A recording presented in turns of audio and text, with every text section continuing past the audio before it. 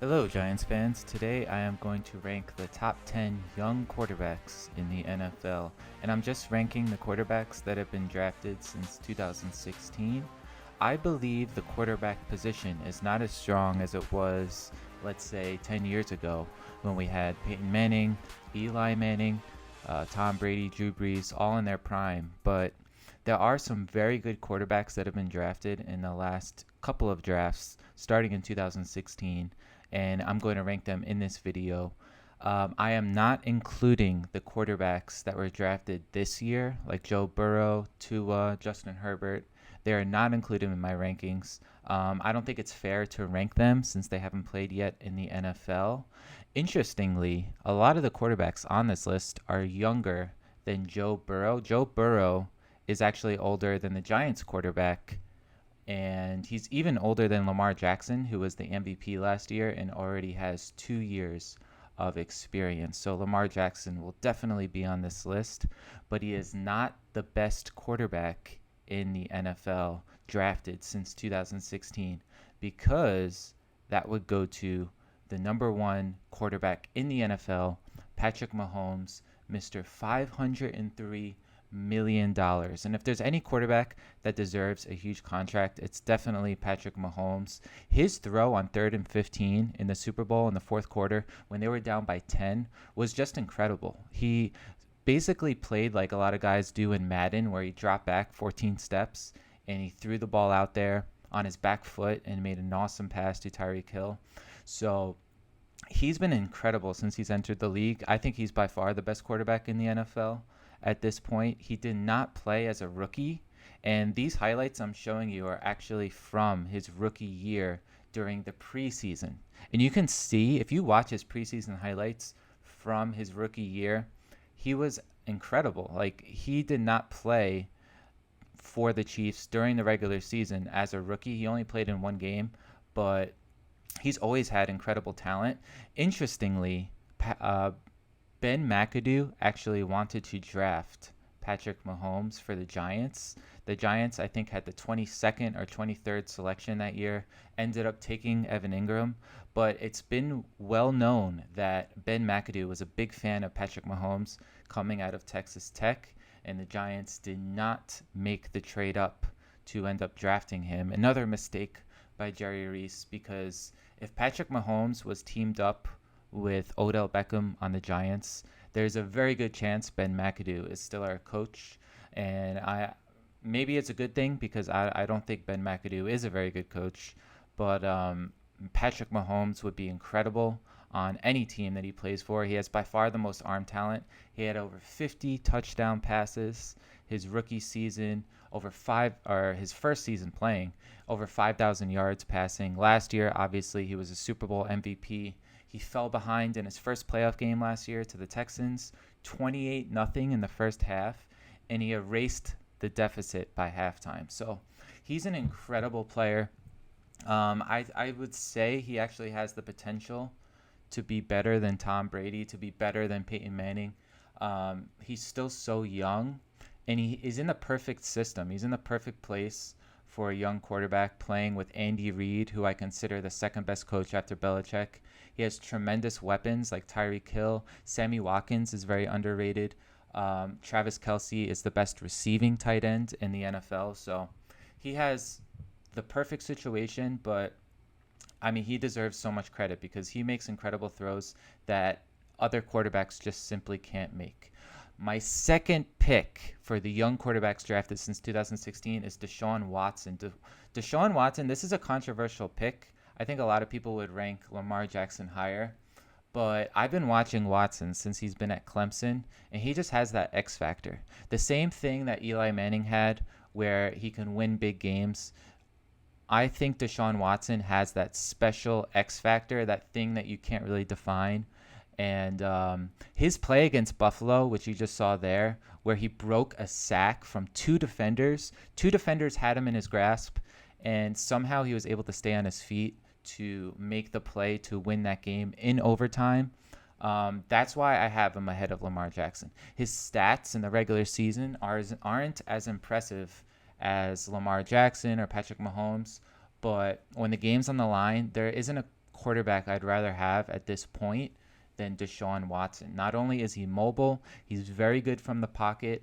He could do a little bit of everything. And the incredible thing about Deshaun Watson was that he was not even considered by the Chicago Bears in the first round of the draft in 2018 or 2017.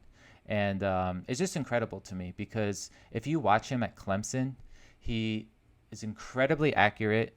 He played on a very good college team, but he won the national title for Clemson. He carried that team on his back. And there was an incredible game, actually, against Louisville in the ACC, and it was Lamar Jackson against Deshaun Watson. And Watson was able to come back and win that game and a little bit outplayed Lamar Jackson. Lamar Jackson, if you remember, was an incredible college quarterback, and it's just a travesty that he did not go in the top 5 of the draft because he was so talented. And I mean, the Ravens were really smart. They grabbed him at the end of the second round or the end of the first round. But I think Lamar Jackson is the 3rd best quarterback in the NFL drafted since 2016.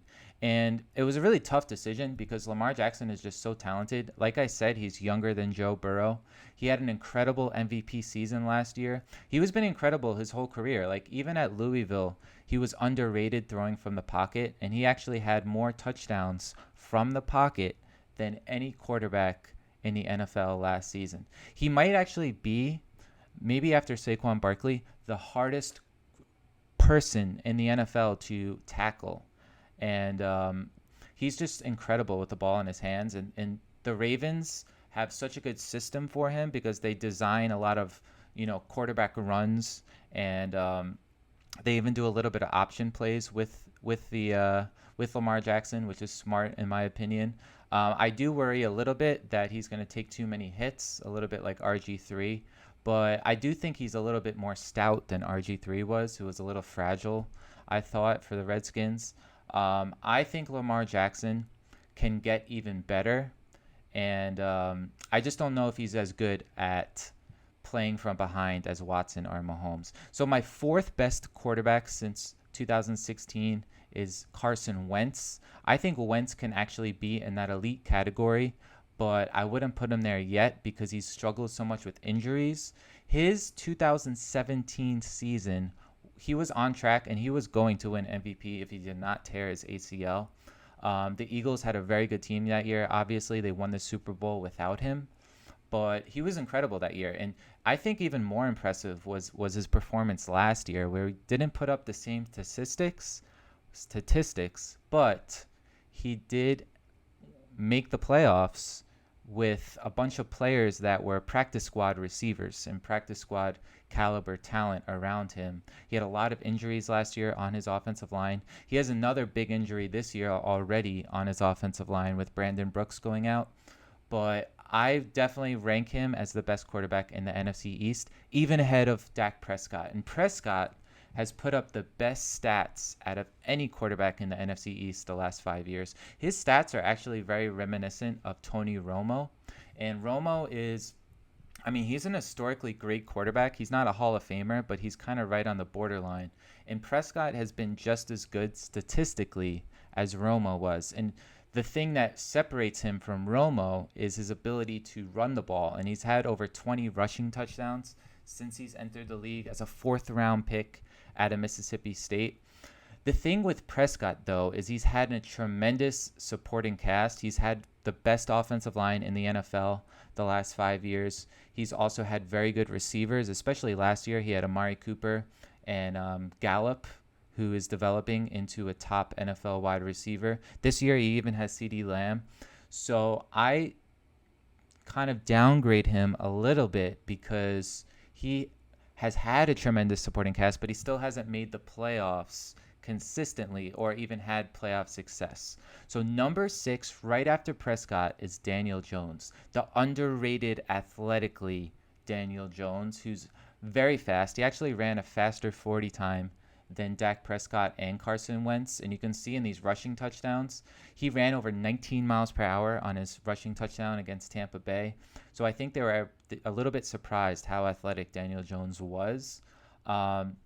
I think Jones is going to have a huge year in 2020. His supporting cast really let him down last year, where the offensive line was bad. Nate Soldier gave up over 50 pressures, the most in the NFL. His receivers were often injured, so he was playing a lot of times with, Cody Latimer as one of his top receivers.